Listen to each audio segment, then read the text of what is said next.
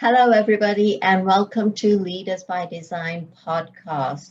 This week, we have an exceptional guest with so much knowledge around the work that she does. My name's Pushpa, I'm your host, and this week's guest is Prue Saxby. Now, I'm going to get Prue to introduce herself to you because I know that even if I shared her bio, I could not do her justice.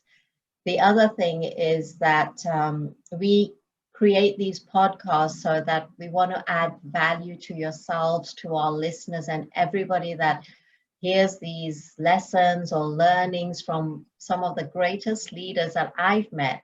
And in saying that, we're not talking about people that have positional leaderships or people that are just famous. It's really finding the true people that are doing the work and that is really making an impact in many lives now. And the profession that Prue's in, what she does then goes on to reach out to other people because of the way that she does things, the way that she educates and teaches people, because I've learned a lot from her. Even last week I was having a conversation and she gave me so much insight.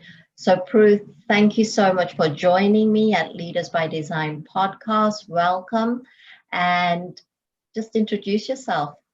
Sure, thanks for having me. So my name's Prue Saxby and I have a company called Indigo Gold. And for the last 6 years, I've grown the company. It's been, we cover business writing, and specialty is grant writing. And so we help businesses and organisations with a whole range of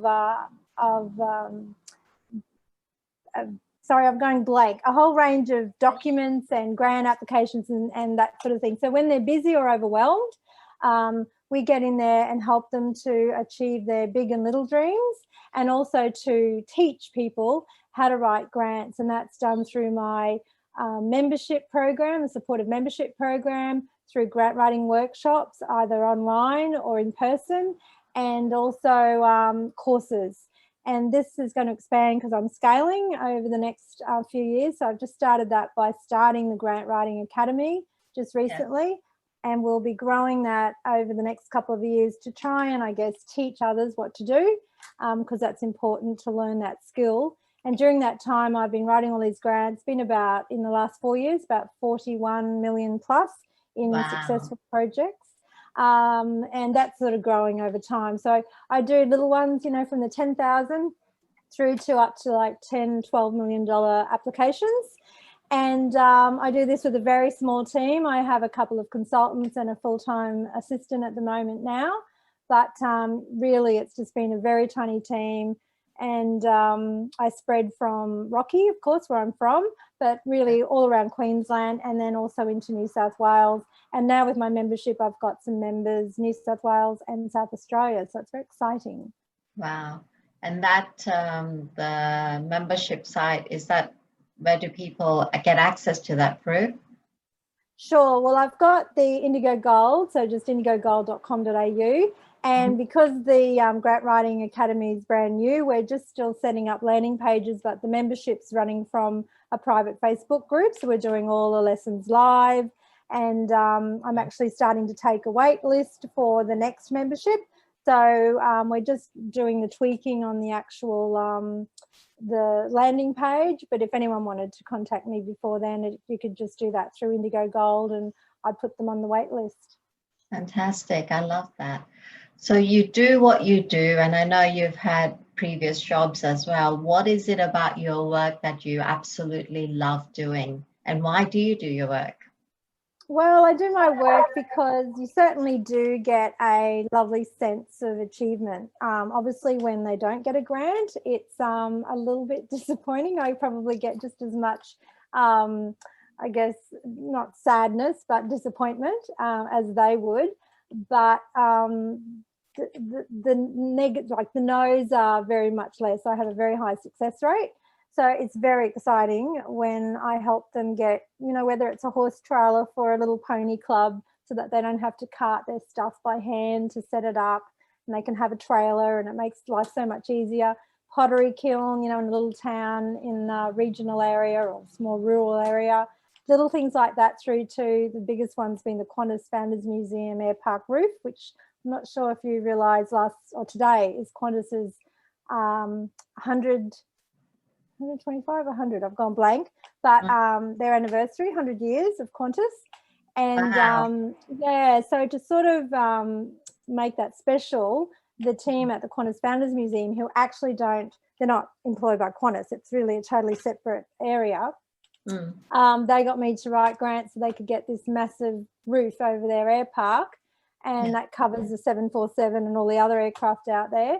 And then also money for what's called luminescent long reach, which is a light show. So things like that are very exciting when you're helping to increase tourism to a region, totally change a town possibly, because the outback's been struggling. So any new tourism products are really helpful.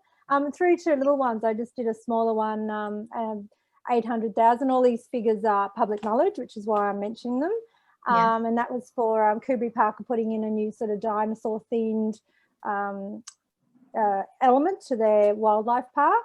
And that was so exciting for them, because now they'll be able to get a beautiful new shed and extra facilities, and then all these dinosaur themed animals that will people will be able to meander through their beautiful foresty sort of all the foliage there that's been there for many, many years. So it's always very exciting to help people. Rotary vans and, men's shed, they'll get a ramp put in, just little things, but it makes their life easier. And I can sort of go around, mostly around Queensland now, and stop off and see something that, the writing has helped to actually achieve. So the people love it.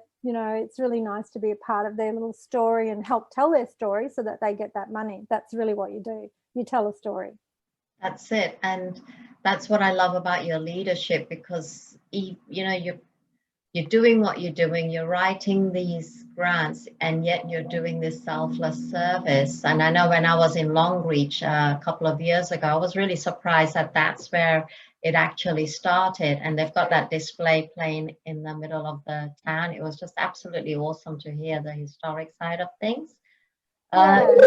You said you lived in a remote part of the Northern Territory, as well as Tom Price in Calgary in Western Australia. So how did that impact your career, Prue? Can I just check, Pushpa? I'm hearing an echo. Are you hearing that? Or a little bit, just every now and then? No, that's fine. It's fine as long as it's not going through the audio. Yeah. It's all fine. Sorry, I lost the train of the thought. So how did I find working in the remote areas? Yes. So Tom Price, Kalgoorlie. Yeah, Kalgoorlie, and Tom Price are in WA, and then Groote Island was up in the Gulf. So, it's part of Northern Territory, but, it's in the Gulf between Queensland and Northern Territory. Really good. And I guess those places taught me how exciting it can be in very small places. In fact, I found them much friendlier than you do in bigger cities. And you have to really make do. So when I went up to Groote Island, I'd just finished my nursing, and I couldn't do any nursing up there because I didn't have my midwifery. So I had to really, I guess, pivot. People have been doing that a lot this year. But I had to pivot and change. So I started working for the mining company in different areas, and that's where I learned more desktop publishing and graphic design skills. And in fact, we had the very first, what you call a Butterbox Macintosh, Apple, the first tiny computer. And that's what we created the newsletter on, newspaper sort of, it was tiny newspaper every week. And so I learned all those desktop publishing skills, and I was always good at English, but that's when I was writing and going out and interviewing a lot of the staff to do articles for our Groote Island newspaper. And I guess that's where I realised I had that ability to write and tell a story and learn quickly and adapt and nearly meld with the person, I think, is what that taught me. So no matter whether it was a truck driver or, the chef in the kitchen or the gardener or one of the executives, I was able to find, I guess, a way we could communicate well and level off straight away. Yeah. And I guess that ability when you're writing is important, especially in grants. And now that I'm teaching people how to do that, I'm trying to teach them that skill of just getting the interesting parts of the story and not waffling on with all the stuff no one wants to hear, which is why a lot of grants probably aren't successful. People tend to talk about the wrong things. Wow. Thank you for sharing that. I didn't realize you'd been in nursing. It's probably where your passion comes from. Oh, well, that's where you learn multi-skill. That's right. Yeah, you adapt. It's interesting because I started off very much corporate side, and now I'm very much on the health and, the mindset and the emotions, especially, just doing my psychology I did many, many years ago. And then last year, because of a personal journey, I just thought, you know what, I'm just going to renew the insurance, and this is the path I want to take. And I suppose that's what leaders do. It's irrelevant of what our teachings and our learnings are. When we finally find out what our purpose is, it's everything just flows. So you are self-employed. Do you have any positives or negatives around that? I love I've done that on and off, because when you travel around with mining, you nearly have to take what you can get when you're not the first, or I guess the main breadwinner in a way, and that's the reason you move to those places. So, that's when I did a lot of my extra study. I've taken jobs where I could get. For example, when I turned up in Kalgoorlie, I first started working for the Kalgoorlie Miner, which was a newspaper. I worked there for a while in the accounts department because I'd done my business degree, so they put me in accounts. Not that that's really my forte, but I was able to adapt because I understood the accounting principles. And then I started my own business there. Then a print place called Snap Printing wanted me to work as their graphic design manager. And then I went away and worked for myself again. So I've done this on and off, but I love working for myself because it does give you that flexibility to work as little one day or hard the next. Not that there's many days when I don't work, but it's also very flexible. If I wanted to go and have lunch with you, for example, I can stop as long as, all my work's, up to date at least enough, and have 2 hours if I wish, and then I can work later in the afternoon or evening. So the flexibility is good. I get to choose what I work on. I call the shots. I can scale and grow the business and being creative as I like, because I like being creative and doing things new. And I learned a lot from when I was in government, which was the job I had previously to this.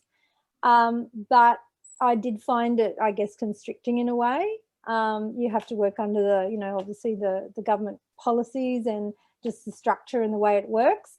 And I guess I felt a little bit stymied. So I love having that freedom to make my own path. And, if I make a mistake, it's fine. It's my mistake. No one else owns it. It's me. I can take that. I get a lot of vibe off other people. The negatives would be being on your own most of the time. But now I've got a full-time assistant.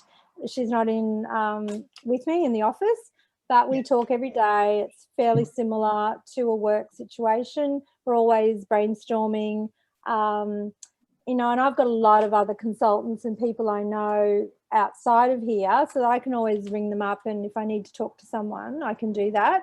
And I'm involved with a lot of other groups as well. So I'm the Capricorn Enterprise Economic Development Committee. I'm on that, and I'm also treasurer. Sorry, you were going to say something? No, I was just saying, wow. Yeah, and also I'm the CQ Community Legal Centre. I've been on their management board for 3 years, and I'm been the treasurer now for the last 2. So there's plenty of other people to talk to and sort of get, I guess, ideas off and influence. And for anything more at a higher level where I'm trying to learn, I'm in a mastermind group now, more for the marketing side of things. So I just go and find what I need when I need it, or I do a hell of a lot of reading. So I do work late at night and I do a lot of reading. Yeah. I saw that, I was on a learning course last week. I saw that you were there as well. So like myself, I'm pretty fortunate at the moment, but I know as women, we lead busy lives and we have families as well. How do you manage all that? Because you're obviously involved in a lot of organizations, plus you've got this full-time business, which is phenomenally growing and so much expansion as well. So how do you manage your time? I used to be a lot more, I guess, prescribed and organised, and I'd sit on a Friday night and work all the meals out. But I sort of got over that, and now it's a bit winging it. Now my son's just finished year 12, literally. He's in the next couple of days.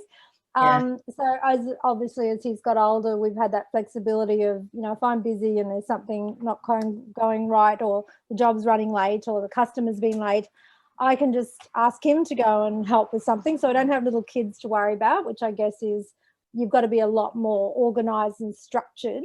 But I tend to just because I'm very organised in a way, like just generally, I know when my work's running to the right level, so that we're not going to have a deadline, because I will never have a deadline with my clients. It's always, things are always, you know, ready in time. Yeah. So I guess I just plan my work and look at it the night before. I always sort of think about it, you know, before I'm going to sleep, what I've got to do the next day, and just get it set in my head, so I'm not racing around the next morning. I do have a cleaner now that comes in.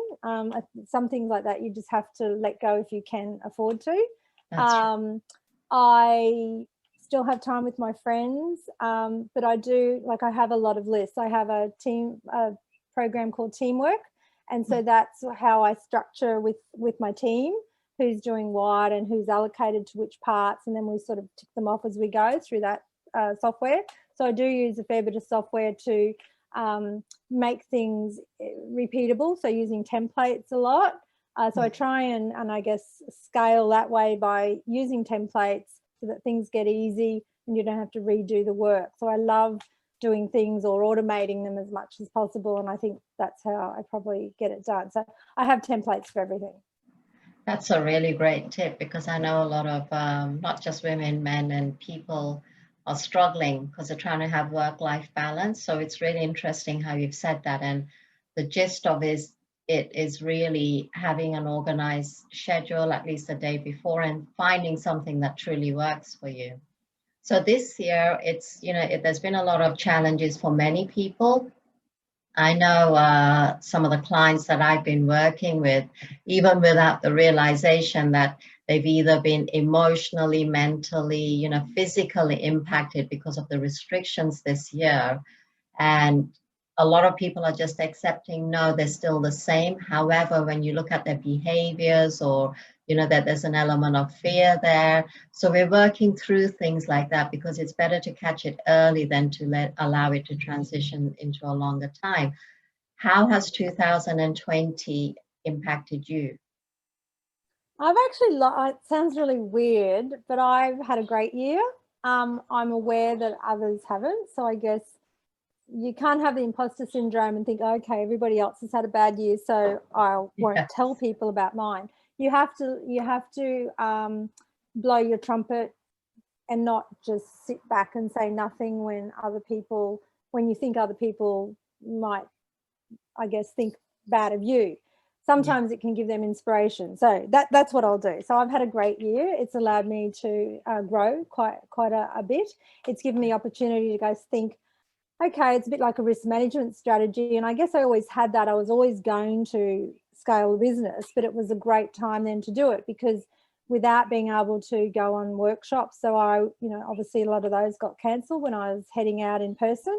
And definitely grant writing workshops in person, there's that element of personal service that is always better.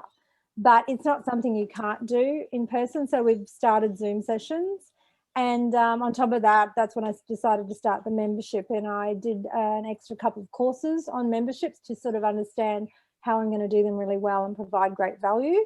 So that took a little while. And I guess because I had built up surplus in the company, there was no pressure. And not everybody has that luxury, I suppose, but that was from hard work. So that gave me a bit of breathing space to think, okay, let me just reset and see what I want to do. I developed a couple of new products. So I developed an actual Now to Wow strategic planning product, which I haven't actually rolled out yet, but it's sitting there. It's all been done. Just got to tweak the workbook. And then that way I can deliver that to groups that are like this online. And the reason I started that was because when I'm doing grant writing, a lot of people who, you know, when you have to have all the attachments, what some of them will say, you need a strategic plan, or how does this relate to your strategic plan? And that's when I realized that most smaller businesses or, you know, little organizations don't have one. Yes. So I've developed this tool, and I've used it now a couple of times when I've gone out to do strategic planning sessions in person, as well as trialed it, but I'll soon be sort of rolling that out as another product. So I got busy into that, and that always takes time, as you know, to develop new things and develop workbooks and test them and create, you know, fillable PDFs and all that sort of stuff. And I guess it also allowed me to use people from, you know, I have a person in Victoria who writes some grants for me and helps with certain things. Most of my team, we very rarely would meet here in the office. So I guess, and it's also, I think, to let people feel comfortable seeing you in your home or spot. I mean, you'll see people interviewed on TV and they're in nearly a broom cupboard. Like, no one minds anymore. So I think we've sort of decided to just let go of all that. I've got to have everything perfect in the background, as long as right. you know, screaming kids racing around. But I think it's allowed us to just set, and I think I feel very privileged to be in Australia and have gone through this. When you see stories from overseas, one of the groups I was on was actually a highly American membership, and just their talk and their sadness, and then they had Black Lives Matter on top of that. Just all that was just so, like, just downtrodden sort of a feeling for them.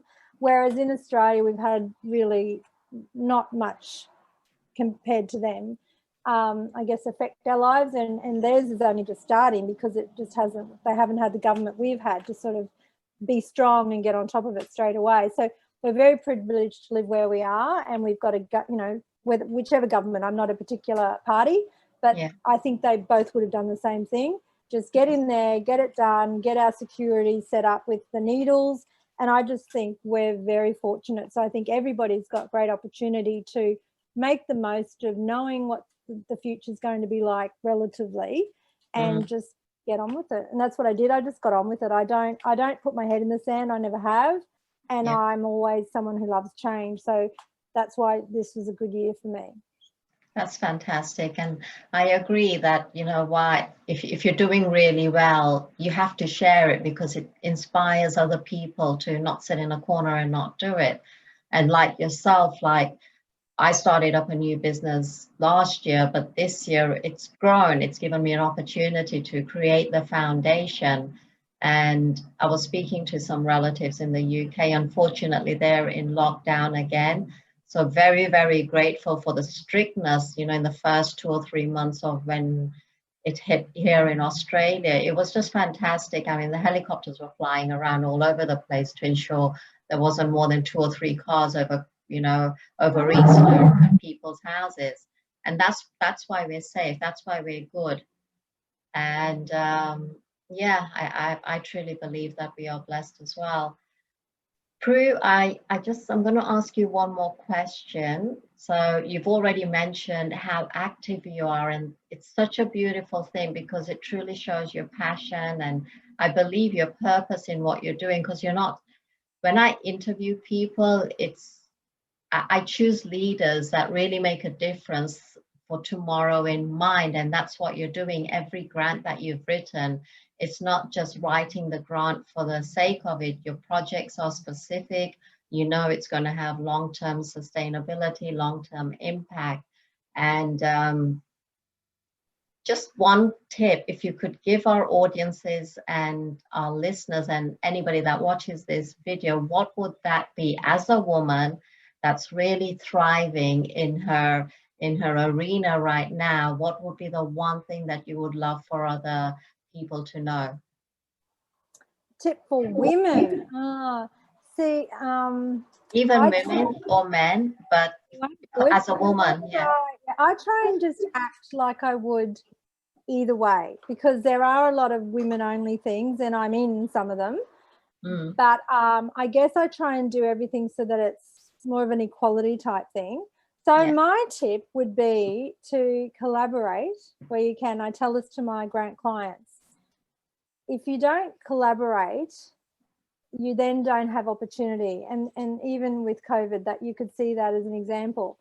Australia is collaborating so that we have as much chance as possible with vaccines.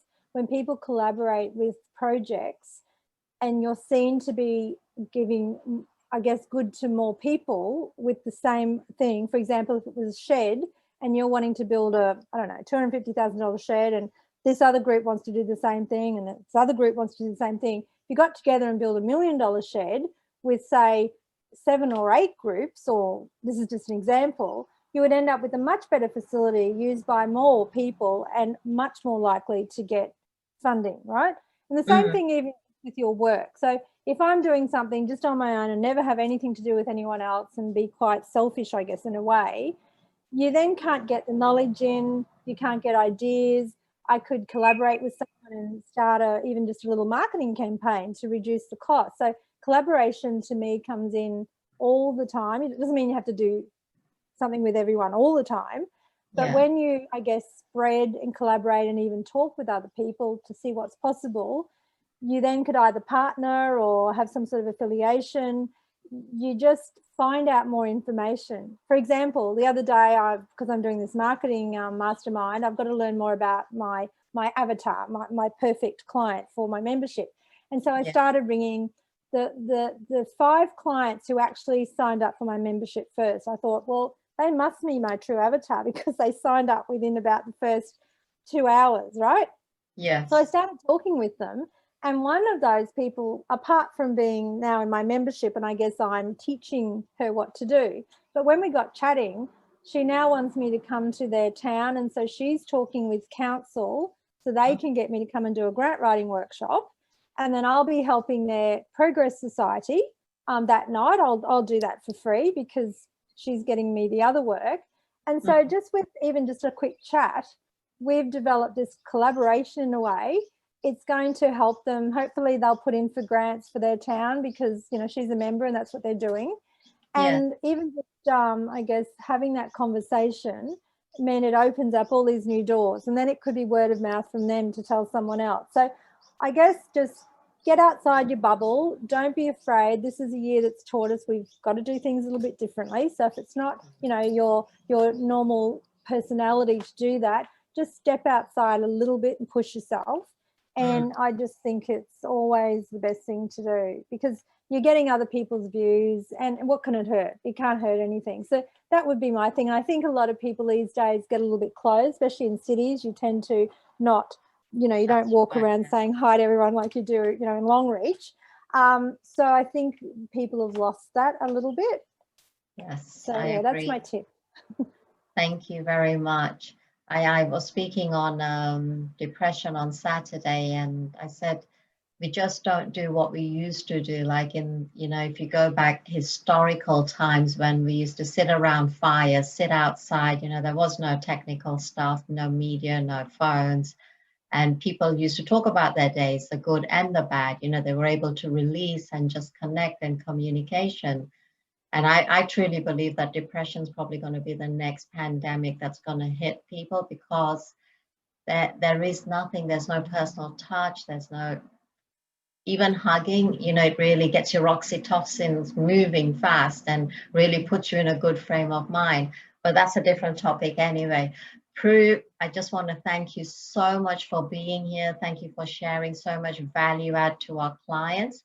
And just one more time, if they wanted to join in and become a part of your membership, how would they do that? They can either go through my website, which is Indigo Gold, the 2 colours.com.au, and there's the contact page, and you can just write and say, Prue, I'm interested in the membership, and I'll send some information. And that would be the best way, or I can, you know, or it's Prue, Prue, at indigogold.com.au, or you could actually send it to Prue at grantwritingacademy.com.au. So all the emails are all working. It's just, we're still tweaking landing pages because I'm doing the marketing course to make them just that much better. And we're starting again. There'll be another offering of the membership in late January, early February. And that just gives people lots of opportunity to understand all the grants that are opening, you know, each sort of couple of days.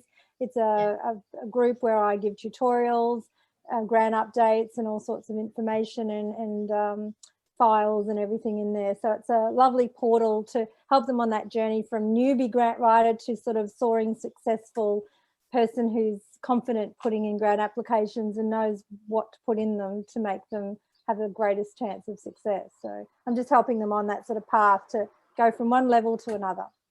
Excellent. I love that. I'm going to send you an email because I don't know if when you sent me the email the first time, and I'm sure I clicked on it, but I can't remember if I committed.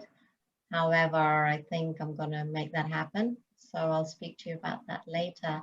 But thank you so much for today. Thank you for being such an inspirational role model. And, you know, for all our listeners, I look forward to speaking to you soon, Prue. And that's it from us today, ladies and gentlemen, and all our listeners. Thank you for joining me at our podcast for Leaders by Design. Great value add for all of you. And the reason that we do these podcasts is we know that it's going to make a difference not only in your lives, but in the lives of the many that you surround yourself. That's why we get quality, exceptional speakers on board that are in the current, in the present, and can talk to you about what's really in the reality of life today. So Prue, thank you once more for being here with me. Truly appreciate it. And I look forward to speaking to you soon. Thank you, listeners.